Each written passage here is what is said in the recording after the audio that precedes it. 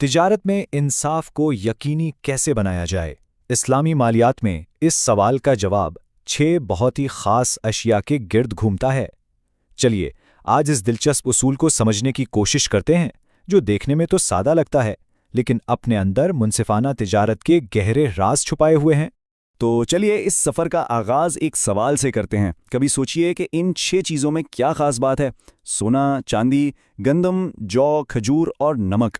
पहली नज़र में ये सब अलग अलग लगती हैं, लेकिन इनमें एक गहरा ताल्लुक है, और वो ताल्लुक इनकी नौइयत में नहीं बल्कि उनके लेन देन के मखसूस उसूलों में छुपा हुआ है।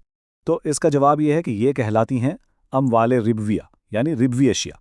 ये वो 6 चीज़ें हैं जिनका जिक्र अहादीस में ख़ास तौर पर मिलता है, और इनके तबादले के लिए ऐसे कवानीन बनाए गए हैं जो हर किस्म के पोशीदा या गैर वाज़े इस्तेहसाल का रास्ता बिल्कुल बंद कर देते हैं। तो सवाल ये उठता है कि आखिर वो ख़ास उसूल है क्या? यही वो नुक्ता है जहां से ये मौजू और भी ज़्यादा दिलचस्प हो जाता है। बात सिर्फ उन चीज़ों की नहीं बल्कि इस बात की है कि जब इनका आपस में तबादला किया जाए तो अदल और इंसाफ को कैसे कायम रखा जाए। इस पूरे तसव्वुर की बुनियाद दरअसल हज़रत उबादा बिन सामित रज़ियल्लाहु अन्हु से रिवायत की गई एक मशहूर हदीस पर है। ये हदीस एक बिल्कुल वाज़ेह हिदायत देती है कि जब इनमें से किसी एक चीज़ का तबादला उसी जैसी चीज़ से किया जाए तो ये 2 शर्तों के साथ होना चाहिए। एक तो मिकदार बराबर हो और दूसरा ये कि लेन देन मौके पर ही हो जाए। तो इस हदीस से बिल्कुल साफ साफ 2 बुनियादी शर्तें सामने आती हैं। पहली है मसावी मिकदार, यानी आप 1 किलो आला क्वालिटी की गंदम का तबादला 1.5 किलो कम क्वालिटी की गंदम से नहीं कर सकते। मिकदार बराबर होनी चाहिए। दूसरी शर्त है फौरी लेन देन, यानी सौदा मौका पर ही मुकम्मल हो जाए, इसे उधार पर या मुस्तकबिल की किसी तारीख पर नहीं छोड़ा जा सकता।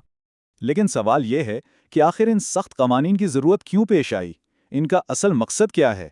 देखिए, ये उसूल एक ख़ास किस्म के सूद को रोकने के लिए बनाए गए हैं, एक ऐसी नाइंसाफ़ी जो शायद पहली नज़र में नज़र ही ना आए। इस किस्म के सूद को कहते हैं रुबा अल-फज़ल, या आम जुबान में इजाफे का सूद। ये उस वक्त होता है जब एक ही किस्म की 2 चीज़ों का तबादला गैर मुसावी मिकदार में किया जाए। ये दरअसल बार्टर सिस्टम यानी चीज़ के बदले चीज़ के निज़ाम में इस्तेहसाल की एक शक्ल है, जहां क्वालिटी के फ़र्क को बुनियाद बनाकर कोई एक फरीक गैर मुनसिफाना फ़ायदा उठा सकता है। इस बात को समझने के लिए एक अमली मिसाल देखते हैं जो नबी करीम सल्लल्लाहु अलैहि वसल्लम के दौर में पेश आई, जब एक सहाबी ने 2 पैमाने कमतर क्वालिटी की खजूरें 1 पैमाने बेहतर क्वालिटी की खजूरों के बदले लीं, तो आप सल्लल्लाहु अलैहि वसल्लम ने इससे फ़ौरन ऐन सूद करार दिया और इससे मना फरमा दिया। ये वाक़या हमें इस उसूल की संगीनी और अहमियत का एहसास दिलाता है। तो फिर इसका सही और इंसाफ वाला तरीका क्या है? नबी करीम सल्लल्लाहु अलैहि वसल्लम ने इसका हल भी बताया। हल ये है कि अपनी कम क्वालिटी की चीज़ को पहले मार्केट की कीमत पर नकद यानी पैसों के बदले बेच दिया जाए और फिर उन पैसों से बेहतर क्वालिटी की चीज़ खरीद ली जाए। ये तरीका शफाफियत का यकीनी बनाता है और इस बात को भी कि किसी फरीक के साथ नाइंसाफ़ी ना हो। यहाँ से एक बहुत ही अहम सवाल पैदा होता है, क्या ये कवानीन सिर्फ और सिर्फ इन्हीं 6 अशिया तक महदूद हैं, या इनके पीछे कोई ऐसा वसी उसूल काम कर रहा है जिसका इतलाक दूसरी चीज़ों पर भी हो सकता है? यही वो सवाल है जिस पर सदियों से इस्लामी फुक़हा और उलमा गौर व फिक्र करते आए हैं। क्या ये लिस्ट हतमी है या ये महज मिसालें हैं? इस सवाल का जवाब समझना उन उसूलों को आज की जदीद तिजारत पर लागू करने के लिए बहुत ज़रूरी है। इस सवाल का जवाब ढूंढने के लिए उलमा एक कानूनी तसव्वुर इस्तेमाल करते हैं, जिसे कहते हैं इल्लत। अब ये इल्लत क्या चीज़ है? आसान लफ्ज़ों में ये वो बुनियादी वजह या मौसर खसूसियत है जिसकी बुनियाद पर कोई हुक्म दिया गया हो, यानी वो कौन सी मुश्तरका सिफत है जिसकी वजह से इन 6 चीज़ों के लिए ये ख़ास कानून बनाया गया। अगर हम इस इल्लत को पहचान लें तो हम देख सकते हैं कि क्या दूसरी चीज़ों में भी वही सिफत पाई जाती है या नहीं। और जैसे ही हम इल्लत का तयन करने की कोशिश करते हैं, वहीं से मुख्तलिफ फ़िक़ही मकातिब फ़िक्र के दरमियान एक गहरी और इल्म से भरपूर बहस शुरू हो जाती है। ये स्लाइड इस शानदार इल्मी बहस का खुलासा पेश करती है। देखिए, हनफी मकतबा फ़िक्र के मुताबिक इल्लत है वज़न या हजम, यानी हर वो चीज़ जो नाप या तौल कर बेची जाए वो रिबवी है। शाफ़ी मकतबा फ़िक्र के नज़दीक इल्लत 2 हैं, एक तो तबादले का ज़रिया होना जैसे सोना, चांदी, और दूसरा खाने के काबिल होना। जबकि मालकी फुक़हा खाने के काबिल होने के साथ ये शर्त भी लगाते हैं कि उसे ज़ख़ीरा भी किया जा सकता हो। हर मकतबा फ़िक्र की दलील दरअसल इस उसूल की रूह को समझने की एक गहरी कोशिश है। अच्छा, अब एक और अहम नुक्ता समझना ज़रूरी है।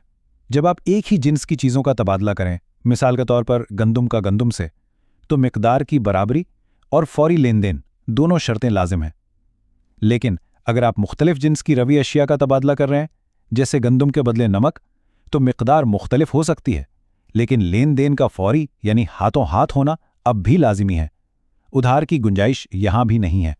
तो इन तमाम उसूलों और बहसों का हतमी मकसद क्या निकलता है? असल हदफ हर लेन देन में अदल कायम करना है। ये उसूल इस बात को यकीनी बनाते हैं कि कोई किसी की मजबूरी या लाइल्मी से फ़ायदा ना उठा सके, गैर मुनसफ़ाना बर्तरी को रोका जाए और सूद की तरफ जाने वाले तमाम चोर दरवाजे बंद कर दिए जाएं। ये तजारत में अखलाकियात कायम करने का एक जामे निज़ाम है।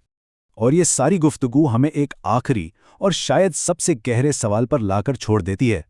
आज की तेज़ रफ्तार और पेचीदा मईशत में, जहां मालियाती आलात सेकंडों में बनते और फ़रोख्त होते हैं, वहां इंसाफ और इस्तेहसाल से पाक तजारत के ये बुनियादी उसूल हमारे जदीद मालियाती निज़ामों की बुनियादों के बारे में हमें क्या सोचने पर मजबूर करते हैं।